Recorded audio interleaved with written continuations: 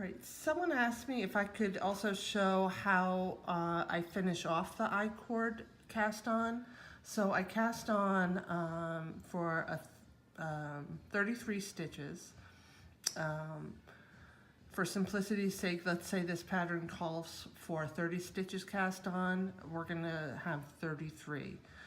And let me just show you real quick what mine looks like. Here it is right here. It's not the neatest way, but it's really, once I finish, I will take this tail and I'll kind of sew it up a little so that it looks neater. But this is what mine looks like. You can see there's a little lip there, if you will, and that's because we joined in the round, and when you join in the round, you're doing a spiral, so you're always gonna have that jog. All right, so what I did is I knit the first stitch like I showed you in my first video, so that's an extra stitch in the beginning. And then at the end, I have 3 stitches that are my I-cord stitches. I am going to take those 3 stitches, I'm going to put them on the left needle again, just as if I were doing another I-cord stitch, but I'm not going to. I am going to knit these 3 stitches together, turning 3 stitches into 1. Okay, so now I've turned 3 stitches into 1. I have the extra stitch in the beginning.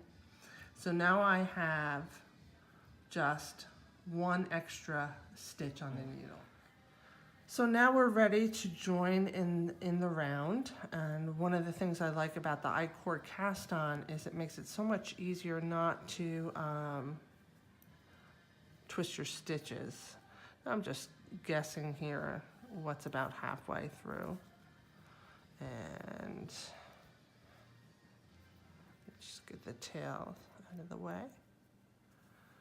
All right, so with made our V, I'm making sure my stitches aren't twisted. I got my working yarn, I'm getting it up on top of the needle. So what I do with this extra stitch in the beginning right here, this was the first cast on stitch, is I take the one where I knit 3 together, I just take it and I put it on that needle, and then I start by joining in the round. And what this does, it just kind of makes it a little neater.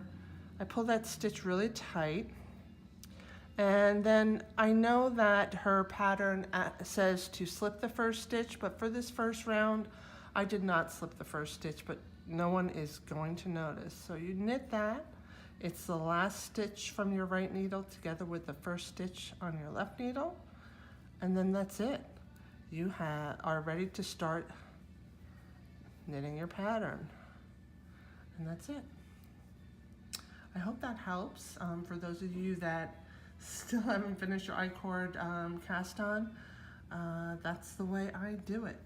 If you want it to be super neat, I suggest you do an I-cord cast on, but you start with a provisional cast on, and I know there are YouTube videos for that, and then you would just at the end, instead of doing a knit 3 together, you would just take those stitches off and graft them together with the provisional cast on. So, and it's just 3 stitches.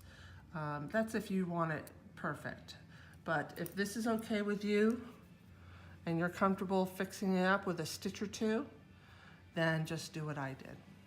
All right. Peaceful knitting, everyone.